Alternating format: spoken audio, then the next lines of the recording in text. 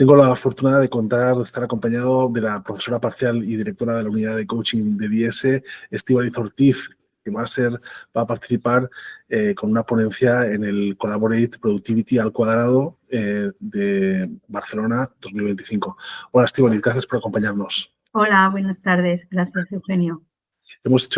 Fíjate que hemos elegido la idea de la productividad, ¿no? para este evento, porque consideramos que es uno de los grandes desafíos de nuestra economía y en el que de alguna forma confluye, por un lado, la parte de la gestión empresarial y por otro lado, pues la parte de todo lo que es el aporte que pueda realizar el sector tecnológico y la innovación para hacer eso más eficiente y que funcione mejor. Entonces,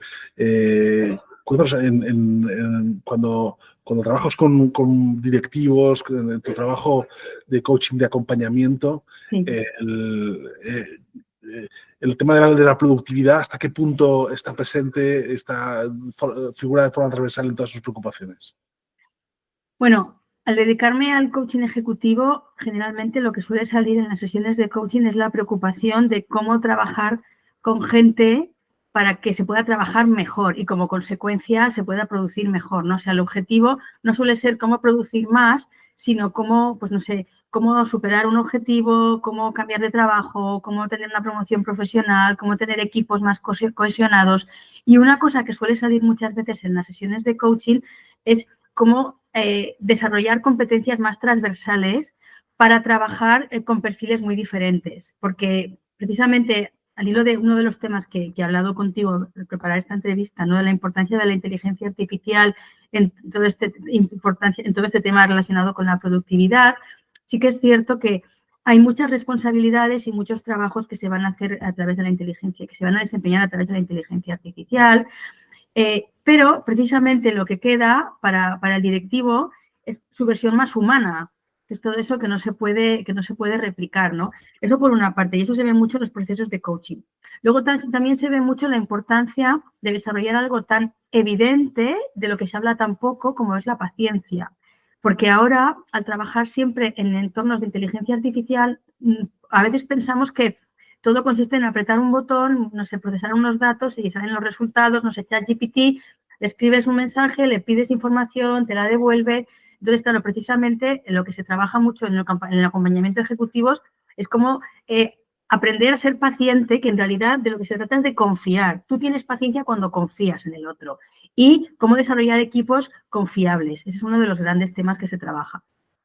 Fíjate que ahora precisamente de lo que se habla como uno de los grandes imperativos para competir a nivel global es de la velocidad. O sea, que la paciencia va un poco en sentido contrario a lo que está exigiendo el mercado, ¿no?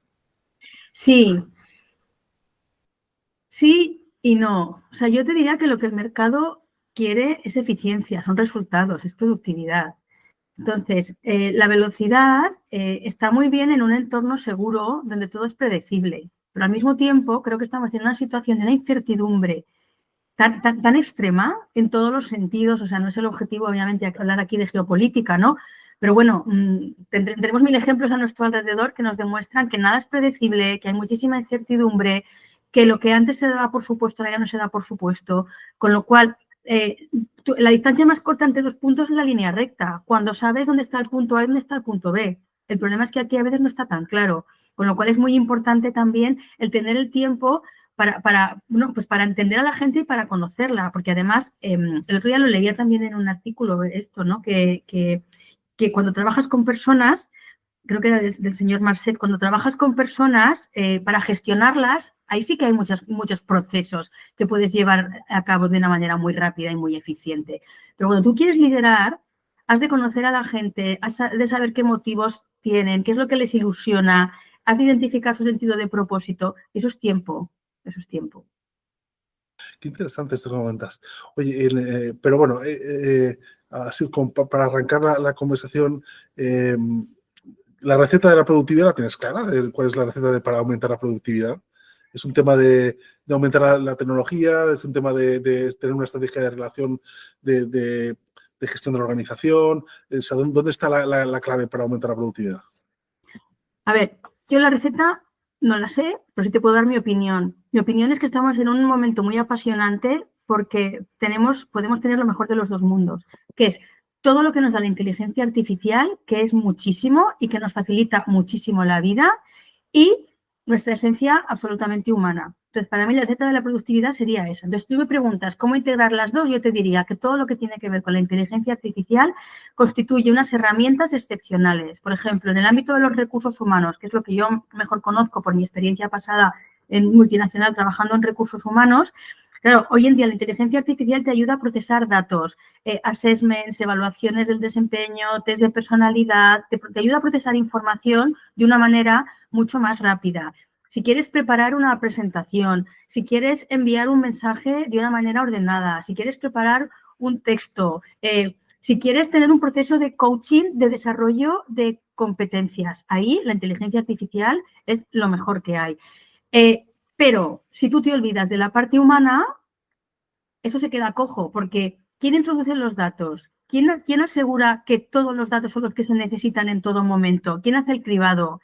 ¿Quién interpreta que en la conversación con el coach artificial, pues a lo mejor el cliente está nervioso o a lo mejor necesita una repregunta o le estás diciendo cuál es tu problema y ChatGPT te contesta y te da soluciones para ese problema, pero no es capaz de decirte, veo que tienes otro problema detrás que no me estás diciendo? Ese tipo de repregunta y de reinteracción es la que no te puede dar. Entonces, la fórmula es combinar la inteligencia artificial y todas las maravillas que nos trae con volver a lo que es la esencia de la más absoluta humanidad, que es el escuchar a la gente, el cuidar a la gente, el entender que la sociedad ha cambiado mucho y que la mentalidad de hace 50 años, cuando tú y yo éramos pequeños, de la persona estable, con trabajo estable, predecible, eso ya no existe. Eso existe muy poquito. Entonces, eso la inteligencia artificial no sé cómo lo puede gestionar, pero un ser humano sí que tiene que ser capaz de desarrollar las competencias para gestionar carreras que ya no son estables, gente que cambia todo el tiempo, gente que se mueve mucho, gente que quieres tener en tu compañía y que no quieres que se vaya. Esa sería la respuesta. No sé si es una receta, pero sí que es un enfoque. Y el tema se complica también porque, de alguna forma, el coaching, bueno, sobre todo una parte fundamental se ha dedicado a acompañar a los directivos en su relación con su equipo, ¿no? Pero en este equipo ahora ya, aparte de personas, cada vez va a haber más agentes autónomos que son de inteligencia artificial, ¿no? Y esto lo decía el CEO de Salesforce en el foro de Davos, que van a ser los últimos CEOs que tengan trabajadores solo humanos, ¿no? Ahora entonces, todo ese tipo de, bueno, como uno repiensa la forma de acompañar a los directivos en su tarea de pensar cómo tienen que actuar en estas nuevas circunstancias, ¿no? Los directivos casi tienen que saber tanto de gestión y de contabilidad como de informática, ¿no? Para entender un poco las posibilidades de su equipo, de su nuevo equipo, ¿no? Que es híbrido. A ver, yo te diría, primero, o sea, lo digo un poco en broma, pero lo digo un poco en serio. Una cosa que no deberíamos hacer es tener esta actitud un poco de la Edad Media. Libros, libros, fuera los libros, fuera los libros. No, no, no, no. O sea, la inteligencia artificial son los nuevos libros, ¿no? O sea, es la nueva, no debo decir sabiduría, porque no es sabiduría, es inteligencia, ¿no? Son datos, ¿no? Y eso ha venido para quedarse y eso hay que aprovecharlo a nuestro servicio. Pero el rol del director es dar criterio. Y el criterio, yo no sé hasta qué punto te lo puede dar una máquina. Una máquina va a hacer el trabajo mucho mejor que tú y además yo creo que está perfecto y no hay que empeñarse en competir con eso. Pero es verdad que el directivo lo que tendrá que hacer es desarrollar criterio y dar criterio a su gente para tomar decisiones. Porque uno de los riesgos que yo veo, que eso sí que lo veo como un riesgo de la inteligencia artificial, sin ponerme dramática, es que hay tanta capacidad para procesar tantos datos en tan poco tiempo que el problema es con qué datos quedarte y poder tomar decisiones en incertidumbre. Porque hablamos todo el día de la incertidumbre, esto es muy gracioso, todo el día hablamos de la incertidumbre. Como si diéramos, por supuesto, que la incertidumbre no existe. Entonces, es que yo creo que hay que dejar de hablar de incertidumbre porque es que eso eso está en nuestra esencia de ser humano. Entonces, el valor añadido de un directivo que tiene personas y máquinas a su cargo es el saber gestionar a los que pueden dar criterio para gestionar las máquinas, los que pueden tomar decisiones, los que pueden decidir con qué datos se quedan y con qué datos de los que le da la máquina no se van a quedar. Sí, eso es muy interesante. Esto comentas el tema de los datos, porque de alguna forma ahora hay una llamada tremenda a generar datos, a disponer de esos datos, o sea, que se generen y tenerlos de alguna forma ordenados y trabajar con ellos, ¿no? Pero de alguna forma hay que saber gestionar esa materia prima, ¿no? Y hay que saber qué decisiones puedes tomar y hasta qué punto te pueden condicionar en las decisiones, ¿no? Tú cuando trabajas con directivos, ¿qué consejos les das en la gestión de los datos? Hombre, yo lo que les digo es que los miren con curiosidad, o sea, que no los tomen como palabra revelada. Porque ahora a veces parece, te voy a poner un ejemplo un poco obsoleto, soy consciente de que es un poco obsoleto, pero parece que lo que está en Internet es lo que vale, es el libro sagrado. Entonces, el consejo es, a ver, cuestiónate esto. O sea, vale, esto es lo que te está diciendo toda la información que tienes, pero ¿tú qué ves? ¿Qué te dice tu intuición? Y eso, a día de hoy, 5 de marzo del 2025, una máquina todavía, no digo que en el futuro no se pueda hacer calculando la velocidad de la respiración, si uno está transpirando o no, el parpadeo de los ojos. Yo no lo sé si eso se podrá llegar a hacer con una máquina en el cerebro que mide las conexiones, pero a día de hoy la máquina no te dice que tu estómago te está avisando de que los datos te dicen esto, pero tu estómago te está diciendo que hagas otra cosa. Y yo lo que digo es que cuando uno dirige a personas, tiene que tener en cuenta cabeza, corazón y estómago. Suena, igual no se puede poner por escrito porque no suena muy bien, pero es así, es ese sexto sentido que tiene que ver, puedes llamarle alma, puedes llamarle intuición, puedes llamarle estómago, yo le llamo alma, pero a uno no le gusta hablar de alma, que no hable de alma, me da igual. Intuición, que te dice, esta persona no me está diciendo la verdad, estos datos me están diciendo que esta es la persona adecuada, pero yo me quiero guiar por esto. Entonces ahí el coaching ayuda mucho, sobre todo para acompañar al cliente, al participante o al directivo, a que sea consciente de todas las posibilidades que tiene. ¿A no tener miedo al estómago o qué?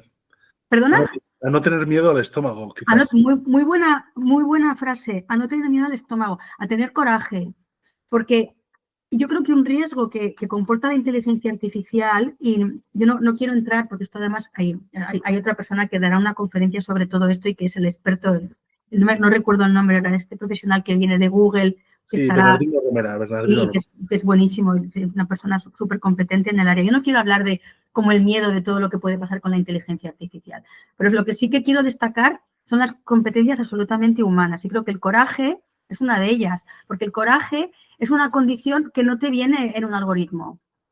No sé, por ejemplo, una tontería. Yo no sé si tú estás en Instagram, a mí me divierte Instagram. Y yo miro muchas páginas de decoración. A mí, cuando entro en Instagram, solo me entran páginas de decoración. Claro, entonces llega un momento en que al final todo lo que te entra es lo que tú, o sea, si tú no eres capaz de mirarlo con curiosidad, con la curiosidad de un niño pequeño de cuestionar nada, esto es un ejemplo muy simple, pero es verdad que esa capacidad de cuestionar, de ser curioso, eso es fundamental para poder interpretar y jugar con los datos. Eso destaca mucho de los grandes líderes, gente que ha trabajado, pues yo por ejemplo conocí a una persona que había trabajado con el presidente de Google y luego con Jeff Bezos de Amazon, con Eric Smith y con Jeff Bezos, y decía que una cosa fundamental de ellos era que la curiosidad. Estaban continuamente leyendo papers, viendo dónde estaba lo último en determinados ámbitos, preguntando a su equipo, generando debates sobre cosas que no tienen realmente que ver con su negocio, sino con el conocimiento, no sé, con las nuevas posibilidades, hacia dónde iban las cosas nuevas, ¿no? Curiosidad, coraje y luego también la humildad para pensar que uno puede estar equivocado. O sea, los datos no están escritos en piedra, porque eso es un tema del que yo no sé tanto, la verdad, pero ¿de dónde salen todos esos datos? ¿Cómo se organizan? ¿Son siempre ciertos? ¿Son siempre los que necesitamos? No lo sé. Entonces, yo no digo que no sean ciertos. Lo que sí que digo es que plantearse la posibilidad de que a lo mejor no todo puede ser cierto es muy sano. Y también lo que ayuda mucho, que esto no se dice nunca y no es cool y no está de moda, es leer, pero no leer papers, que también, y revistas de ejecutivos y, no sé, leer las últimas tendencias de empresa. Leer novelas, leer a los clásicos. Leer a Tolstoy, ¿no? Leer a Tolstoy, por ejemplo, no sé, leer Dostoyevsky, leer, no sé, claro, iba a decir Shakespeare es difícil de leerlo. Bueno, perdón, que Dios me perdone, es que yo soy filóloga de carrera. Pero yo entiendo que en el mundo de hoy, con la prisa precisamente, ¿no? Que esto nos afecta a todos, o sea, Shakespeare, pero bueno, pero hay a mí me encanta, pero pobre Shakespeare, pero bueno, es verdad que hay novelas muy buenas, cualquier novela que te haga entender otras mentalidades y cómo funciona el alma humana. Yo creo que invertir tiempo en eso es un valor añadido que ayuda mucho a reforzar aspectos que la inteligencia artificial no te da, porque te da otros muchos. O sea, yo creo que hay cosas con las que no hay que competir. O sea, bienvenida a la inteligencia artificial, bienvenidísima, todo lo que ayuda. No sé, mira, un ejemplo muy tonto. ChatGPT. Yo cuando estoy enfadada y me entra un mail y quiero contestar un poco enfadada al mail, lo pongo en ChatGPT para que me lo redacte. Y ChatGPT te redacta un mail estupendo sin emoción. Sí, exactamente. Sí. ¿Vale? No, eso de contar hasta 10, ¿no? Ahora pero, es... Vale, pero es fantástico. Y yo mando el mail que me ha escrito, bueno, pongo a lo mejor una frase de despedida porque lo de ChatGPT es demasiado artificial y se nota. Pero bueno, igualmente, lo que quiero decir es que usémoslo a nuestro servicio, pero todo el tema de coraje, paciencia, cuestionar las cosas, muchísima curiosidad, preguntarte todo, ser capaz de tener un poco en la cabeza una idea y la contraria. Eso es muy, muy importante. El hecho de que vengas de la filosofía y la filología, Claro. de alguna forma, es que hacéis falta, ¿no? De alguna forma. Sí. Personas con este tipo de formación, ¿no? Para tomar decisiones útiles para el negocio, pero hacéis falta, ¿no?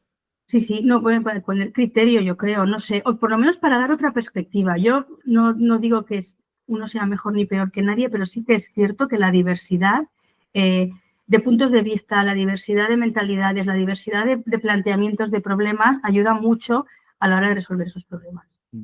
Oye, mira, yo una de las cosas que me encuentro ahora, cuando te relacionas con el mundo de la ciencia, el mundo de la empresa, el mundo de la toma de decisiones, de la administración, es hasta qué punto tenemos identificado el problema en buena medida. Es verdad que hay algunos problemas que tienen más dificultades de encontrar puntos de acuerdo, pero en general pues, hay bastante consenso en los expertos en las grandes cuestiones, ¿no? Y en lo que necesitamos hacer. En España somos expertos en decir todo lo que necesitamos hacer, pero en ponerlo en práctica es mucho más complicado. Y en Europa también pasa lo mismo. Somos expertos en regular, pero luego en poner en práctica las cosas, pues no tenemos esa facilidad. Y entonces yo escribía el año pasado un informe que se publicó y era la hora de los valientes, ¿no? Pasar de las ideas a la acción, ¿no? Y eso comentabas tú el tema del coraje, ¿no? De dejemos de... Está muy bien, ya sabemos lo que hay que hacer, hagámoslo, ¿no? ¿Qué problema hay? ¿Qué problema tenemos luego en hacer las cosas, ¿no? Sí, a ver, no sé, o sea, tampoco... A mí hay muchas cosas de las que no sé, yo tengo algún par de opiniones un poco radicales en cuanto al tema de la productividad y del trabajo. Entonces, esto lo estás grabando, pero bueno, que sea lo que Dios quiera. O sea, yo pienso que hay que trabajar, se puede trabajar un poquito más. Entonces, creo que a veces, a lo mejor en España, o a lo mejor, no sé, Europa es que es muy grande, es demasiado generalizar, ¿no? Nos podemos quedar muy enganchados en normativas, en burocracias, en formularios, en apuntar hacia afuera, en lo que tiene que hacer el otro, en cuestionar lo que falta. Y yo creo que hay que dejar de perder el tiempo, subirse las mangas y decir, bueno, a ver, ¿por dónde empiezo? Si me apetece, si no me apetece, ¿no? O sea, creo que aparte de la inteligencia artificial también existe otra condición humana muy interesante que es la de la voluntad y la de la perseverancia. Y yo creo que sería muy necesario, o sea, yo veía estos días todo el debate con el salario mínimo, que yo no voy a entrar a cuestionar aquí todo el tema del salario mínimo, no es mi guerra, yo no soy experta en relaciones laborales. Lo único que digo es que no podemos ampliar un poco las miras y estar todo el día pensando en la reducción de las horas, el salario mínimo, que el salario mínimo, vale, es muy necesario. Reducción de la jornada. Yo lo de la reducción de la jornada y sí que soy súper vehemente. Yo estaba perpleja. O sea, estaba absolutamente... Yo decía, pero vamos a ver, ¿podemos pensar cómo podemos trabajar mejor? ¿Cómo podemos rendir más? Y eso conecta mucho con una idea muy bonita que viene mucho de las nuevas generaciones, que tienen un sentido de propósito muy, muy, muy desarrollado, las nuevas generaciones, muy desarrollado. O sea, el trabajo no es generalmente una maldición divina. O sea, hay gente que es la generación weekend, que vive pensando entre un fin de semana y el siguiente, y el jueves ya es la antesala, y para esto será perfecto el tema de la reducción de la jornada, de la reducción, sí, del número de días que se trabajan, pero hay gente que no, hay gente que disfruta con el trabajo. Pues yo creo que eso es lo que hay que reforzar, sobre todo porque hablando de la productividad, los jóvenes que tienen sentido de misión y de propósito y de valores Si la empresa en la que van a trabajar los valores no coinciden con lo que ellos quieren, tampoco van a ir.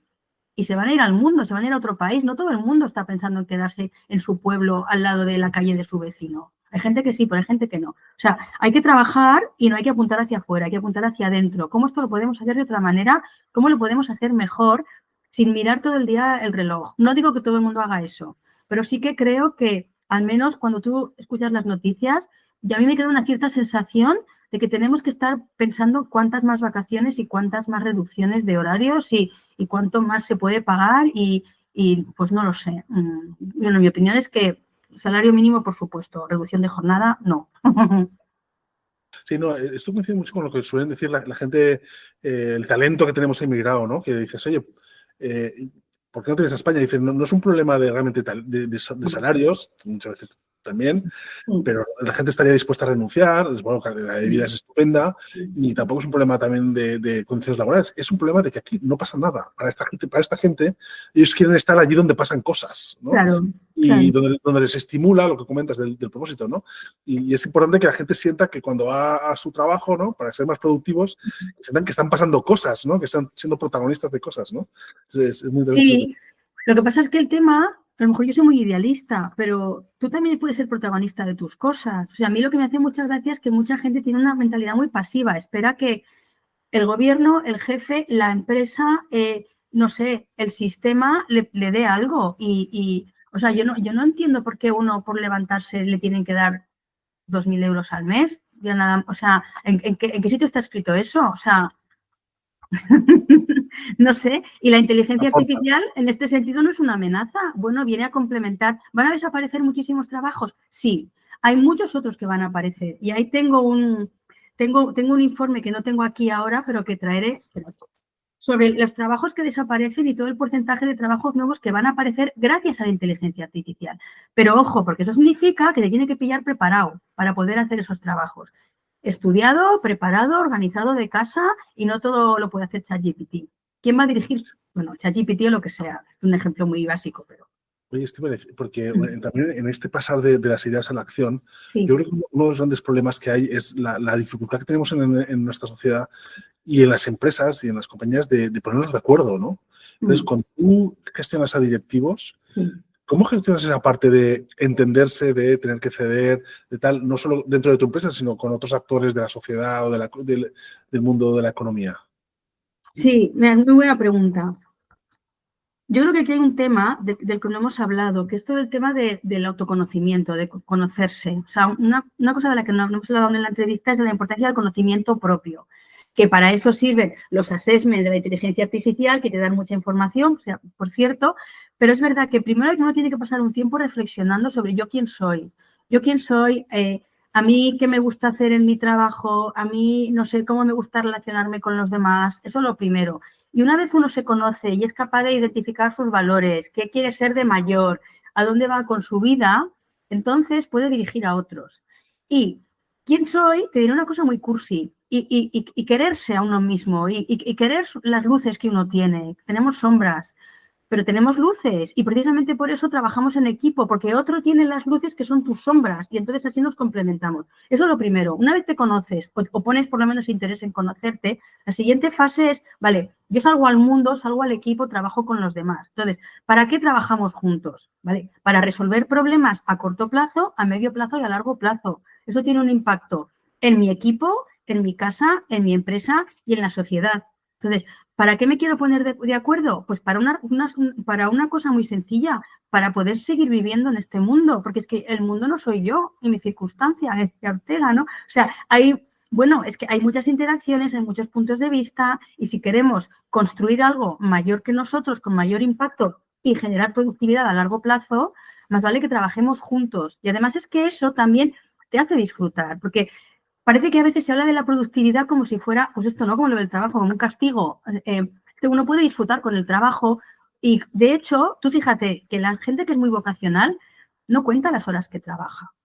Hay que tener una vida integrada, hay que cuidar, hay que integrarlo todo, familia, deporte, descanso, relaciones sociales, absolutamente sí.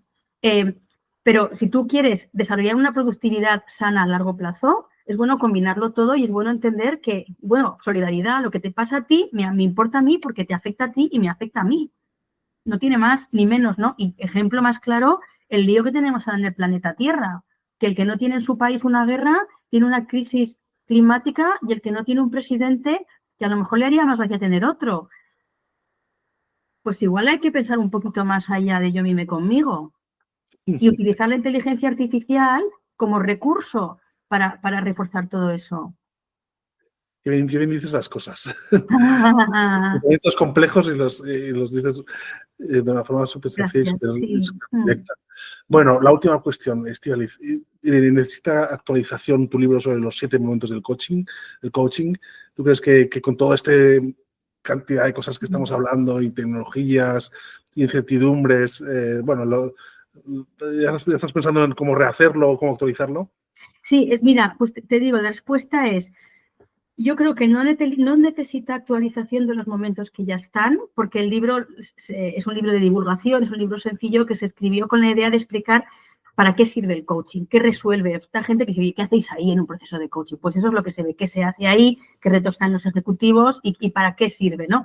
Pero sí que le faltan un par de cosas. Por ejemplo, un par de casos de un proceso de coaching con un avatar, que esto está teniendo ahora lugar y esto sería muy bueno y esto nos falta, o sea que en ese sentido sí que necesita actualización. Un proceso de coaching con un bot de estos que te va dando pues herramientas y respuestas y creo que eso sí que nos falta porque lo escribimos antes cuando la inteligencia artificial ya estaba muy en boga también para los temas de coaching, pero bueno, han pasado 5 años, claro, el crecimiento ha sido exponencial y efectivamente sí, casos de coaching con avatares, casos de coaching pues eso, con una plataforma que te va diciendo por dónde seguir y que va dialogando contigo, eso nos falta. Qué interesante. Y eso es necesario porque eso existe y ha venido para quedarse y sirve de mucho. Sí, te convencen, porque, por ejemplo, en el tema de selección de personal, hay quien le convence más, hay quien le convence menos, también depende de lo bien hechos que estén, no sé. A ti te convence entonces, que se pueden... A ver, yo soy fan de la integración de las cosas. Entonces, yo creo que me convence lo que decía antes, cabeza, corazón y estómago. Pero desde el punto de vista de cabeza, o sea, los datos y la información que una máquina puede captar en muy poco tiempo, a lo mejor una persona no puede captarla. Luego está ese sexto sentido, esa conexión personal, esa intuición, esos silencios, el ver que la persona está nerviosa, en la repregunta, que ahí es donde a lo mejor entra el ser humano. Pero a mí me convence la integración de las dos cosas. Yo no lo rechazo en absoluto. Cuando Para nada. tengan que crear códigos sobre los silencios. Madre mía, eso va a ser... Bueno, claro, pero esto... A ver bueno, cómo gestionar los silencios, porque ese es un componente humano tan difícil de traducir en instrucciones. Y los ojos, o sea, yo sé que de esto de los ojos sí que hay mucha investigación, igual nuestro compañero de Google nos lo cuenta el jueves que viene, pero tú fíjate, las personas, cuando algo no les gusta, las pupilas se dilatan un poquito. Yo esto lo noto mucho, porque ahora ya de formación profesional, te fijas cantidad, ¿no? En los ojos de la gente, los ojos hablan mucho. ¿Llegará un momento en que eso se pueda detectar con inteligencia artificial? Seguro. Pero en una conversación, que una persona te esté diciendo que sí y tú veas que en el fondo no le está gustando lo que le estás diciendo, eso te lo dicen los ojos. Bueno. Pero ya llegaremos a este paso. No, pero yo a tu nivel de sabiduría seguro que no. Oye, bueno, pues nada, mil gracias, Estíbaliz. Será un placer tenerte con nosotros en Barcelona, escucharte. Sí. Y además vas a tener un auditorio seguro con un interés tremendo. O sea, este tema yo creo que es un tema ahora fundamental para saber tomar decisiones. Claro, sí. Pues nada, muchas gracias a ti y nada, nos vemos el jueves. Nos vemos el jueves, pues nada, mil gracias. Hasta luego, Eugenio.